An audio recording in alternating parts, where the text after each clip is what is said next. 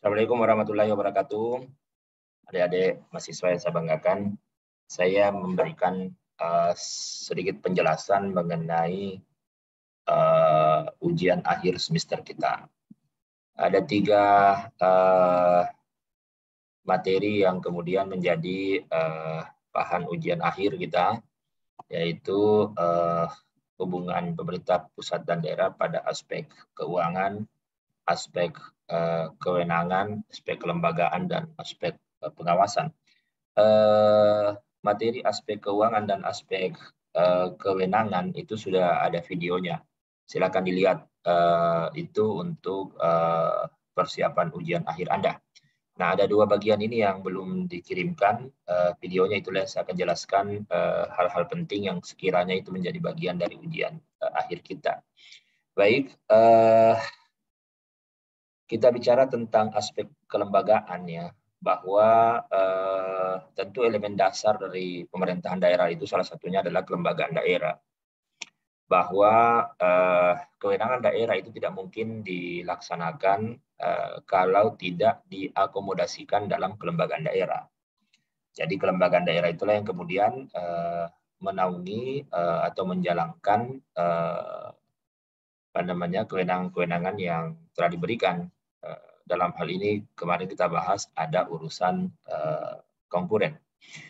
Nah, ada 2 kelembagaan penting yang membentuk pemerintahan daerah itu. Ada kelembagaan untuk pejabat politik ya, elected officer, dalam hal ini kepala daerah dan DPRD. Kemudian ada kelembagaan karir atau pejabat karir ya, appointed officer, yang terdiri atas perangkat-perangkat daerah. Nah, pemerintah daerah itu merupakan subsistem dari pemerintahan nasional ya, atau negara.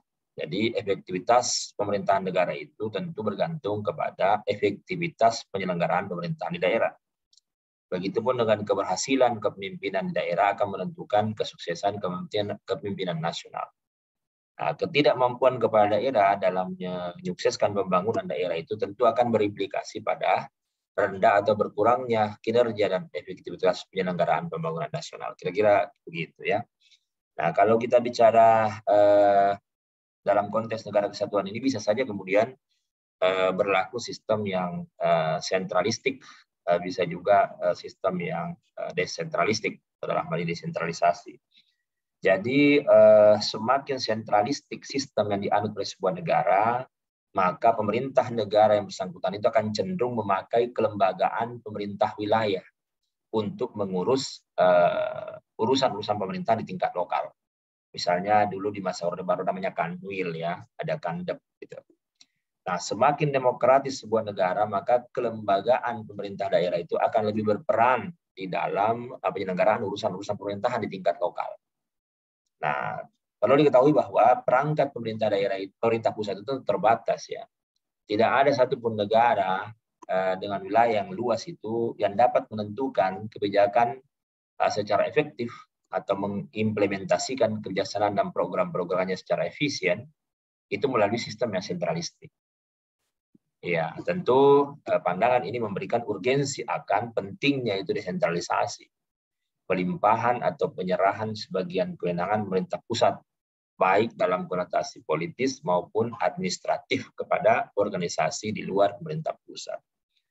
Nah, tentu bicara desentralisasi, saya pikir ini sudah hatam ya, di mata kuliah lain juga sudah dibahas bahwa ada tujuan politiknya, ada tujuan manajemennya, ada tujuan sosialnya, dan tujuan ekonominya ya. Bahwa kalau secara politik tentu itu untuk mengikutsertakan, menyalurkan aspirasi dan inspirasi masyarakat kita ya, dalam rangka pembangunan dan proses demokratisasi serta stabilitas nasional. Nanti lebih lanjut lah itu. Saya pikir ini sudah hatam lah bagi Anda di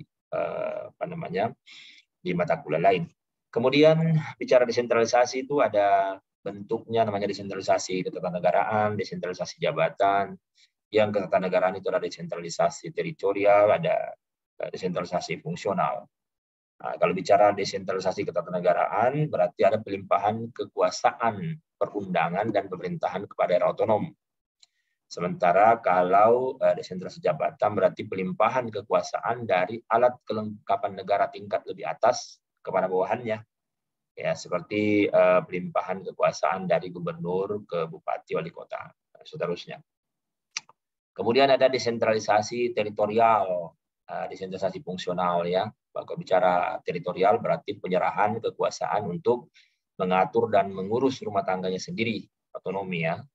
Tentu batas pengaturannya adalah daerah, ya, menjelma dalam bentuk badan-badan yang berdasarkan pada aspek wilayahan. Tapi kalau bicara fungsional, berarti kita bicara tentang pelimpahan kekuasaan untuk mengatur dan mengurus fungsi tertentu. Batasan pengaturannya tentu jenis fungsinya, ya, menjelma dalam bentuk badan-badan yang didasarkan pada tujuan tertentu. Jadi kalau fungsional pada tujuan tertentu, kalau teritorial pada wilayah kewilayahan ya, aspek wilayah tertentu. Kemudian kalau kita bicara provinsi, kabupaten, dan kota, ini dia berstatus sebagai daerah dan juga berstatus sebagai wilayah administrasi, ya, wilayah administratif. Kalau kita bicara daerah ya tentu dari sudah paham itu ya, bahwa daerah itu adalah kesatuan masyarakat hukum yang mempunyai batas-batas wilayah, berwenang untuk mengatur dan mengurus urusan pemerintahan dan kepentingan masyarakat setempat menurut prakarsa sendiri berdasarkan aspirasi masyarakat dalam sistem NKRI. Sementara kalau kita bicara wilayah itu, wilayah administratif itu adalah wilayah kerja perangkat pemerintah pusat termasuk gubernur sebagai wakil pemerintah pusat untuk menyelenggarakan urusan pemerintahan yang menjadi kewenangan pemerintah pusat di daerah. Nah, bisa juga di sini wilayah kerja gubernur dan bupati wali kota dalam melaksanakan urusan pemerintahan umum di daerah. Jadi bisa berstatus sebagai daerah, bisa juga berstatus sebagai wilayah administratif. Kemudian kalau kita bicara perangkat-perangkat pemerintah pusat, saya pikir kalau kita bicara konstitusi ya, bahwa presiden itu membentuk suatu dewan pertimbangan. Kemudian presiden itu dibantu oleh menteri-menteri negara. Ya, di mana tentu menteri-menteri negara itu bertanggung jawab pada presiden ya. Karena yang mengangkat, memberhentikan itu adalah presiden. Adapun tentang nomenklaturnya itu tentu diatur dengan undang-undang. Ya, kalau di Indonesia ini ada Kementerian Koordinator Politik, Hukum dan Keamanan, ada Kementerian Koordinator Bidang Perekonomian, ada Kementerian Koordinator Bidang Pembangunan Manusia dan Kebudayaan, lalu ada Kementerian Koordinator Bidang Kemaritiman. Ada 4 Menko ya. Nah, itulah perangkatnya, termasuk juga instansi vertikal. Jadi instansi vertikal itu ya perangkat kementerian atau lembaga pemerintah non kementerian yang mengurus urusan pemerintahan yang tidak diserahkan kepada daerah otonom dalam wilayah tertentu dalam rangka dekonsentrasi. Jadi ingat, instansi vertikal itu dalam rangka dekonsentrasi. Dekonsentrasi itu pelimpahan ya, saya pikir Anda sudah paham. Nah, kemudian kalau kita bicara pemerintahan daerah ya, pemerintahan daerah itu kan ada dua ya, dua jenisnya, ada local self government, ada local state government. Kalau kita bicara local self government itu konsekuensi dari pelaksanaan asas desentralisasi, di mana pemerintah daerah mengurus rumah tangganya sendiri, di mana daerah itu dibentuk dan ditetapkan kewenangannya dengan undang-undang penyelenggaraan pemerintahan oleh pegawai pemerintah daerah. Nah, jadi kemudian ada juga local state government, jadi pemerintahan wilayah administrasi, pemerintahan lokal negara, di mana menyelenggarakan urusan pemerintahan daerah sebagai wakil pemerintah pusat berdasarkan perintah atau tunjuk pemerintah pusat, dibentuk karena luasnya wilayah dan banyaknya urusan pemerintah. Nah, kemudian kalau bicara varian struktur pemerintahan daerah, ini ada comprehensive local government system. Nah, itu ada di India, Pakistan ya, di mana di sini kata kuncinya bahwa Pemda melaksanakan beberapa fungsi sesuai dengan peraturan perundangan serta melaksanakan fungsi pelayanan kepada masyarakat atas nama pemerintah pusat. Atas nama pemerintah pusat. Kemudian partnership local government system, yaitu banyak di negara-negara Afrika ya, di mana Pemda melaksanakan fungsinya lebih bersifat mandiri. Jadi urusan pelayanan itu dilaksanakan oleh pemerintah pusat dan pemerintah daerah, tapi Pemda kemudian lebih bersifat otonom. Kalau tadi atas nama pemerintah pusat. Kemudian dual system. Jadi sering terjadi konflik overlapping tugas-tugas antara pemerintah pusat dan pemerintah daerah. Kenapa? Karena Departemen Pusat itu secara langsung melaksanakan tugas-tugas pemerintahan daerah, ya, tidak menunjuk unit pelaksana. Pemerintah daerah mempunyai kewenangan otonomi dan melakukan hal-hal yang mendorong perkembangan daerah ada, tapi kemudian pusat bisa saja kemudian ke wilayah yang kemudian menjadi kewenangan daerah di mana dia melaksanakan tugas-tugas pemerintahan di sana, ya, sehingga ya dia bisa menjadi masalah, ya, konflik overlapping tugas-tugas.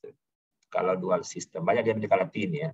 Kemudian integrated administrative system, itu banyak di negara Timur Tengah, di Asia Tenggara juga banyak, bahwa ya di sini peranan pemerintah daerah relatif sangat kecil untuk mengontrol kegiatan pemerintahan dan staf di wilayahnya. Jadi badan-badan pemerintah pusat langsung melaksanakan fungsi pelayanan. Kepala wilayah bertanggung jawab sebagai koordinator bagi unit pelaksana termasuk technical agencies dan pemerintah daerah. Jadi lebih seperti Orde Baru dulu kayaknya di Indonesia, ya.